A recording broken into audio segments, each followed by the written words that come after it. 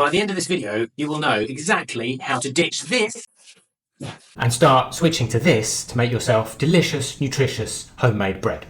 Don't go away. Hello folks, Grocery Dad here, and today we are talking about bread. A couple of weeks back, we did a video. The card for that video is up here somewhere around about now. It's all about the only 20 groceries that you need to buy and that we buy each week.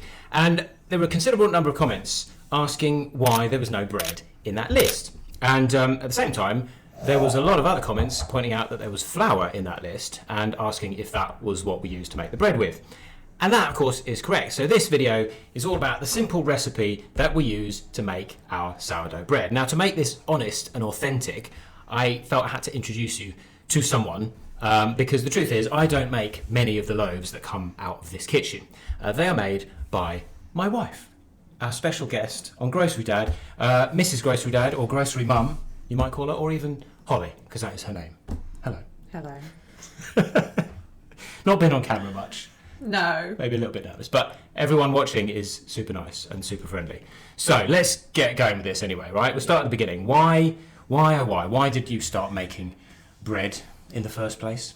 I wanted to cook healthy food for my family, and making bread seemed like a challenge and something that I really wanted to start doing. So I was thinking about it a lot before I actually started. On Facebook Marketplace, somebody was down the road was selling some of their starter. I hopped in the car and went and got some. And is it that?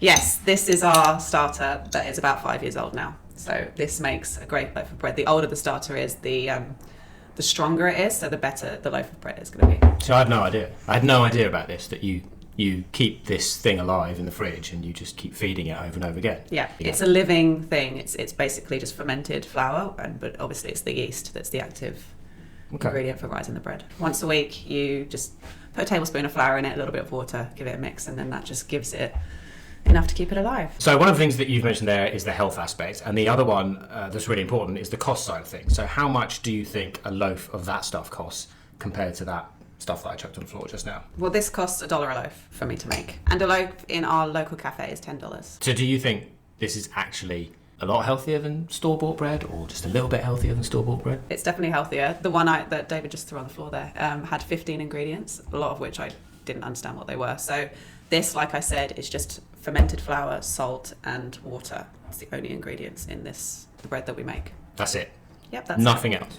Nothing else. Okay. Now, one of the things that I have, should we say, questioned quite a bit is the amount of time that it takes you to make this. And I guess we've got to be honest, if we're suggesting that other folks should get on board with this, how much time does it take? How much of it is hands-on and how much of it is waiting? So the amount of time you'll spend actually doing things to make the bread is about 20 minutes to half an hour. You do need to be there for that stretch and fold part of the process, which lasts about 2 hours. The total time it will take from starting to the end is 24 hours or up to 2 days, depending on your schedule. First step would be to take a bit of your starter that you keep in the fridge all the time and put that in a jar, and then add flour and water in certain amounts, and that will be your leaven. So that's what you're going to use to make your loaves of bread. You just leave that for half a day, and when it's doubled in size, then you're ready for step 2, which is making the dough. I add a kilo of flour, and it can be any different types of flour if you want, about 750 grams of water, and then the leaven that I've just made. Just come out of the fridge. It's a little bit harder than usual. Okay. And then 20 grams of salt. Oh, that's 20. That is all your ingredients for your sourdough bread: flour, salt, and water. You don't need to knead the dough when you make sourdough, but you do need to do stretch and fold. So we need to get it all incorporated. And you're going to get messy hands here.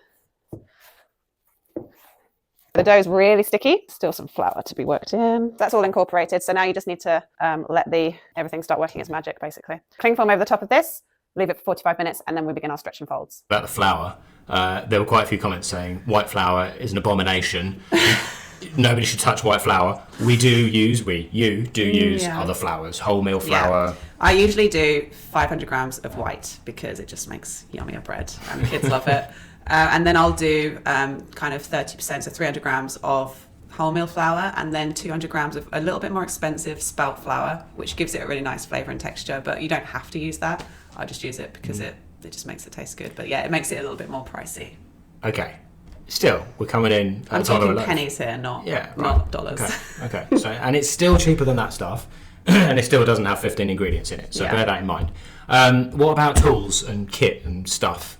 So one thing you definitely need is a crock pot that's just behind David there. So you need a cast iron pot. I mean, you can try and do it without one, but get a pot. You don't need a Le Creuset one. There are perfectly good ones for $30 you can find online. And I highly recommend you get one if you don't have one already. I think one of these, a bread bag, is useful if you want to keep it for longer than a day. Ours usually goes in a day.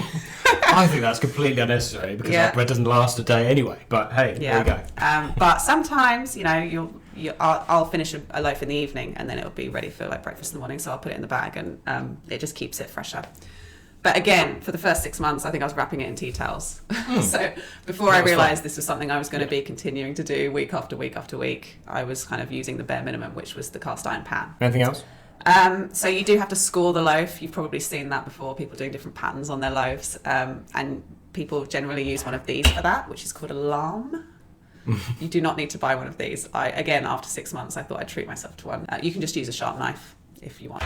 All right, be honest with me. How important is doing that? It's everything. Is it really though? Seriously? Well, you need to score it so that it rises. Right, okay. And you get that shape. Okay.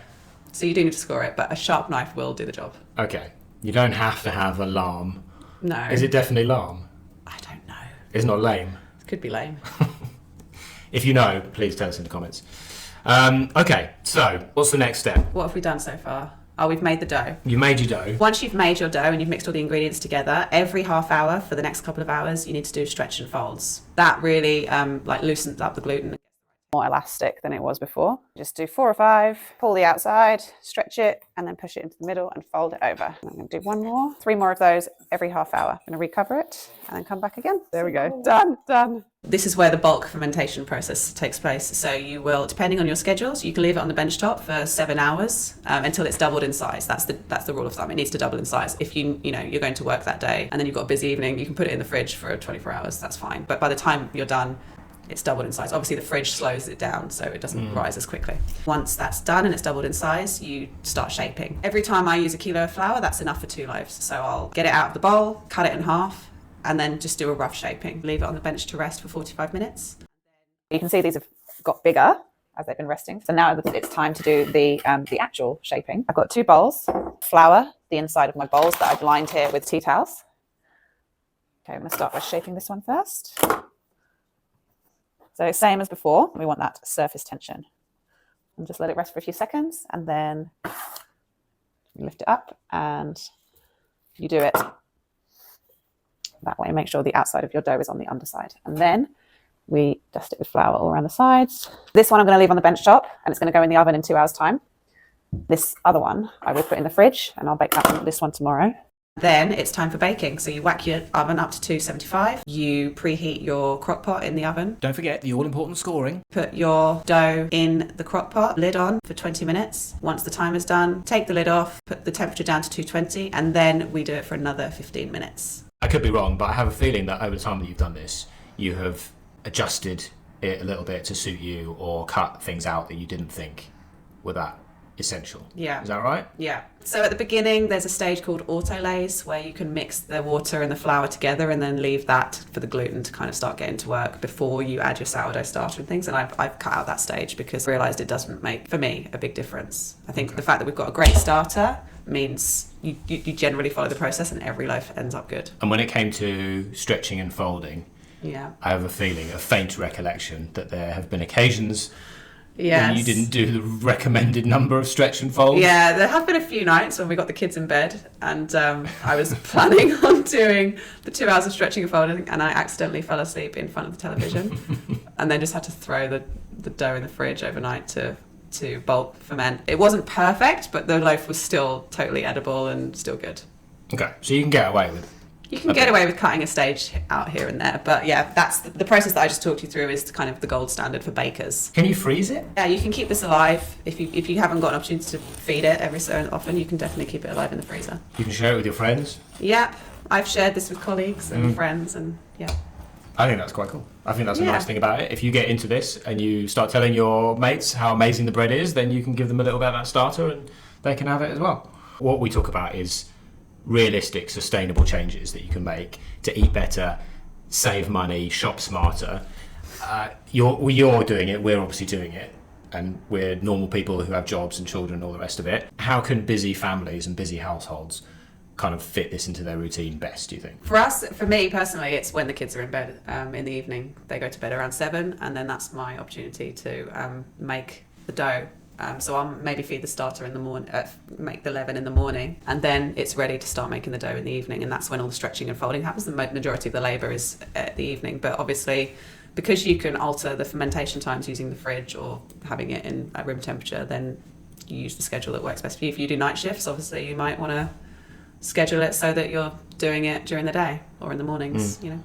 Being completely transparent, we do have a loaf of that stuff, the shop bought stuff, in the freezer. In the freezer, yeah. As a backup, because we don't always have Because we're human. And we're human, and that's okay. And one thing I wanted to say was I worked out that a kilo of flour is 4,000 calories. So that is plenty of nutritional caloric value for the family. So that is a very real view of how we make sourdough in our house. If you're curious to try it, 100% recommend that you give it a go. Tell us how you go with it. And also tell us if you've got any other little hints or tips that you use to make great homemade bread. This bread, honestly, absolutely amazing. You're not going to want to touch that store-bought stuff again after you've tried this, I guarantee you. And to help get started, we've put a couple of links in the description to the pot, the lame, the lamb thing, just some of the stuff that you might need to get going. And if you use any of those links, then it's going to help our channel a little bit too. We've left the link to the recipe in the description. You can also find it on our website, grocerydad.com. Head over to this video next to find out the other 19 must-have groceries that are on our shopping list every week.